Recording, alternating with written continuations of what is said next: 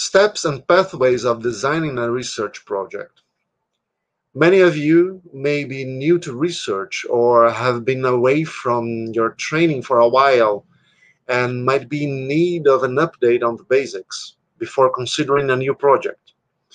We've prepared this lesson page for you. Here, we will review the basic initial steps in preparation for a research project. Step 1. Identify an idea. It is fair to say that for many primary care practitioners, and including ourselves, research questions sprout every day in our minds, often through worries and doubts that we identify in our clinical universe. They can happen when we are seeing a patient, in a case discussion with a colleague, reviewing our patient's charts, planning an intervention in the community with our team, or when a patient confronts us about the real need of an intervention. We certainly have had many such situations through the pandemic. Step 2. Focus on your idea into a research question. Regardless of where a research idea comes from, for most of us, initially, it is usually quite vague and general, needing to be further explored and developed to become a precise, unique, and workable research question. We will be exploring how to do this in more details in part 2 of this module. Some COVID-related examples that we have thought of. 1. In prenatal care, what kind of tasks can I shift from my agenda and move to my nurse or a nurse technician during the pandemic? 2. How can we know if the members of our healthcare team are dealing well with the demands of the pandemic? 3. Is there a way to predict how many symptomatic patients will seek care in our clinic for the coming days? If so, we could better allocate our human resources and leave no patients without consultation. Step 3. Explore the existing literature.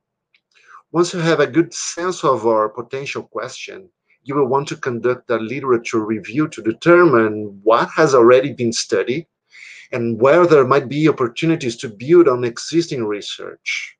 Quite possibly, you might find that your research question will transform somewhat after this review. Here are some simple questions that can help you to better explore and focus your research ideas. 1. What topics are covered in this area? 2. What are the knowledge gaps about the topic? 3. Who has studied the subject?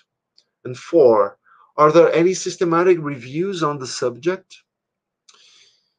Good critical appraisal skills are essential during this process. In part 3 of this module, we will demonstrate some critical appraisal tools researchers commonly use and apply them to some recent COVID-19 research papers. Step 4. Design the study. With the object of study already clear, now you will need to 1. Define all the elements involved in the study, such as exposure, outcomes, target population, inclusion and exclusion criteria. 2. Clearly state the study hypothesis, leaving no room for misinterpretation. 3. Describe the methodological approach in detail, explaining the sample size calculation, instruments of choice, research design, statistical approach. And 4, explore and describe ethical considerations and the precautionary measures needed to minimize harm to the people recruited for the study or to the service and community where it will be carried out. This last step comprises the elements that people are used to describing as real research, but as you can see, they are just one step along the whole path of elements that culminates in the design of a research project. As discussed previously, we will park their detailed discussion for future modules.